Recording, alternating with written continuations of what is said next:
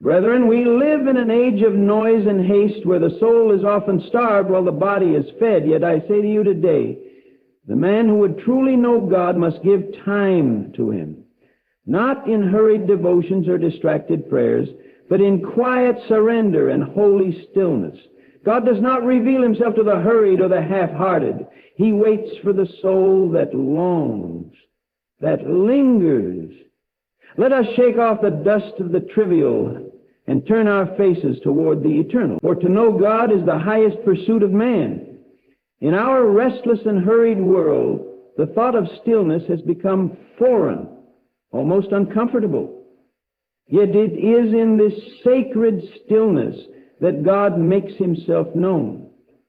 God is not discovered by accident, nor does He shout above the noise of our frantic schedules. He waits. He waits for the soul that will pause long enough to hear His whisper. The man who would truly know God must understand that divine knowledge is not granted to the casual observer, but to the reverent seeker. Haste is the enemy of depth. We cannot skim the surface of our spiritual lives and expect to touch the infinite. The knowledge of God is not gleaned like headlines. It is absorbed like the warmth of a fire by drawing near and remaining close. The Scriptures testify again and again that those who walked most intimately with God were men and women who withdrew, who lingered, who waited. Moses met God not in the rush of Egypt, but on the quiet side of a mountain. Elijah heard not the earthquake or the fire, but the still small voice.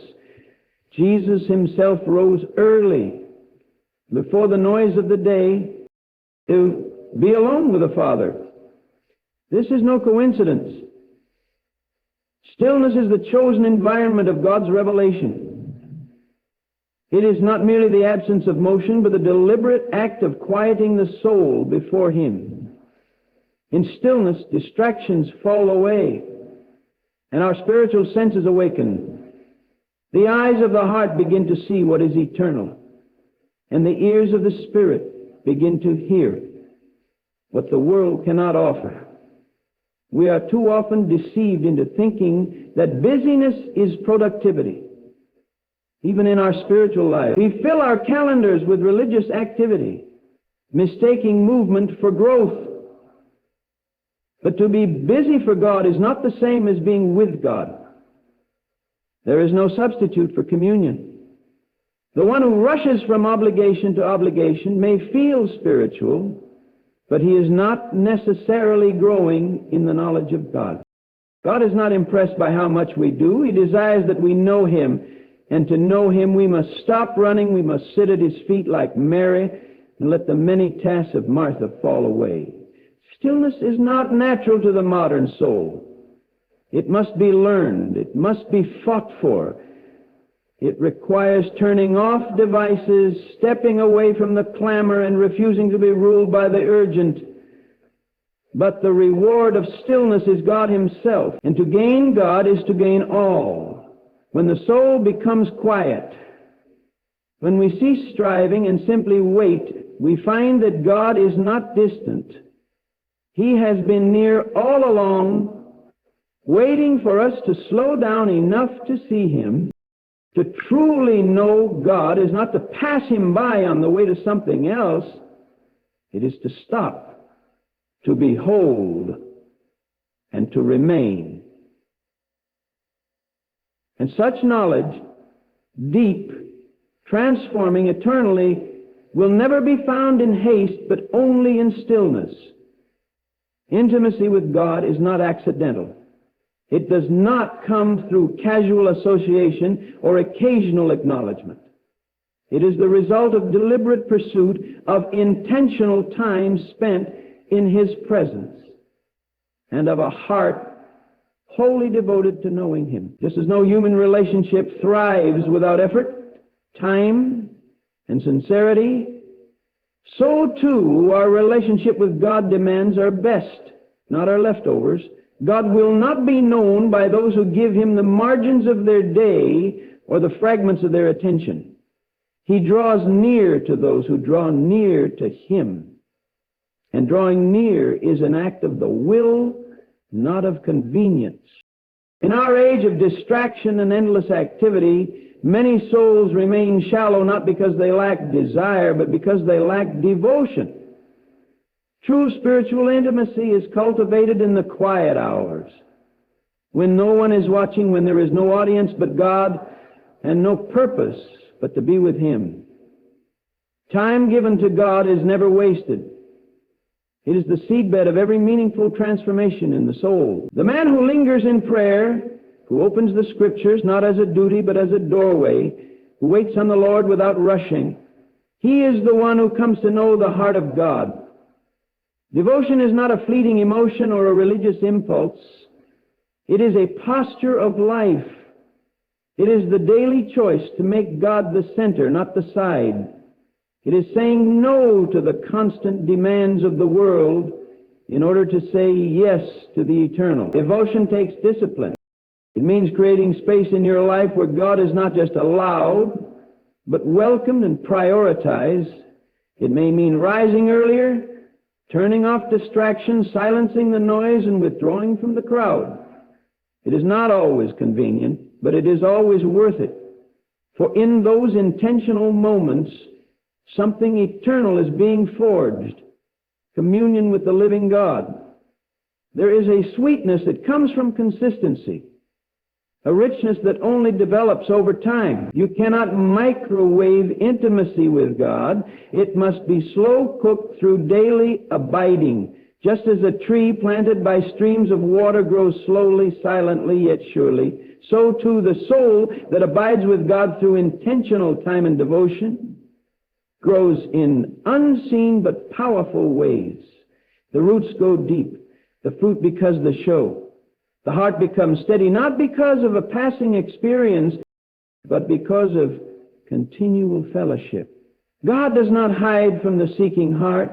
He does not withhold Himself from the one who desires Him above all else. But He must be sought. And He must be sought with more than just fleeting thoughts or hurried prayers. He must be sought with time, with love, with devotion.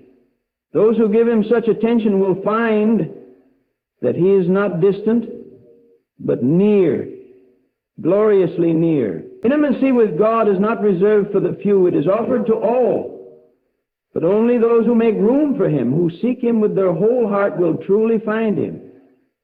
The world is full of noise, persistent, pressing, and persuasive. It clamors for attention from the moment we rise until the time we sleep, offering endless streams of entertainment, opinions, responsibilities, and demands. These distractions are not always evil. Many are wrapped in good intentions, productivity, or even religious duty, but their danger lies in their ability to numb the soul, to keep us busy enough to forget what matters most. The enemy of intimacy with God is not always sin. It is often distraction. And while the world works tirelessly to pull our gaze in 1,000 directions, the soul that would know God must learn to pursue Him with unwavering focus. Pursuit does not happen by accident. It is an act of the will born out of longing. The soul must choose again and again to look past the temporal and fix its eyes on the eternal. And this is no easy task. The culture around us rewards speed and efficiency, but the soul grows through slowness, through stillness, through sustained attention. The spiritual life is not a sprint. It is a long, patient walk toward God. And every step requires the soul to turn away from lesser things in order to behold the one who is worthy of all devotion. Many start with good intentions, but few stay the course. The distractions of life are relentless. Work pressures mount. Screens flicker with endless information. Relationships demand energy. Even ministry can become a substitute for communion. Slowly, subtly, the fire of pursuit can become a flicker.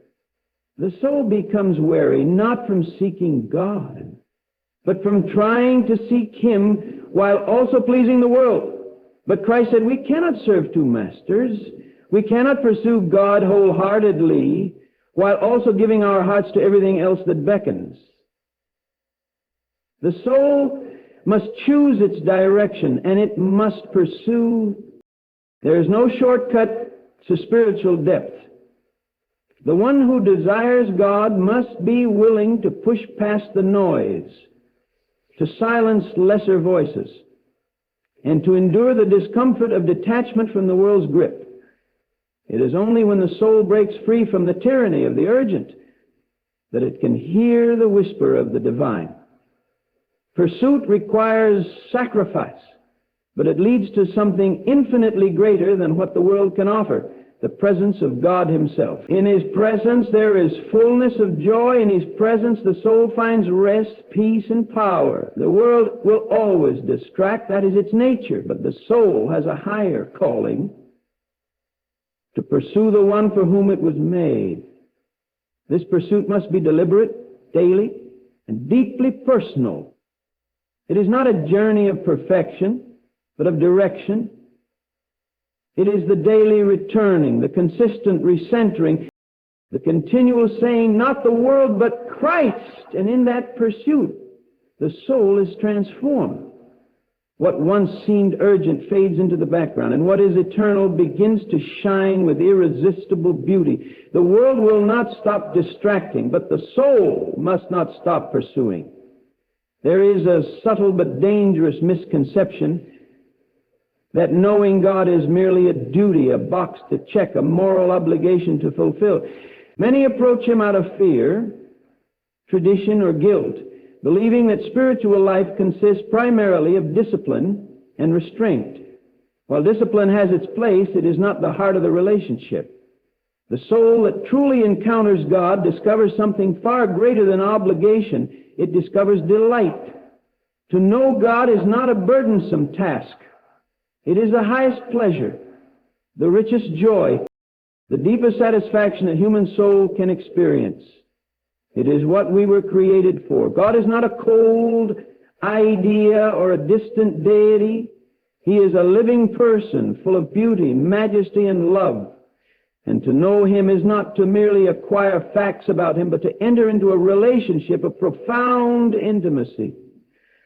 The soul that tastes this reality will not need to be convinced to pursue God. It will be drawn by delight. When David declared, "One thing have I desired of the Lord, to behold the beauty of the Lord," he was not speaking out of duty. He was speaking as a man captivated, consumed, overcome by the wonder of who God is.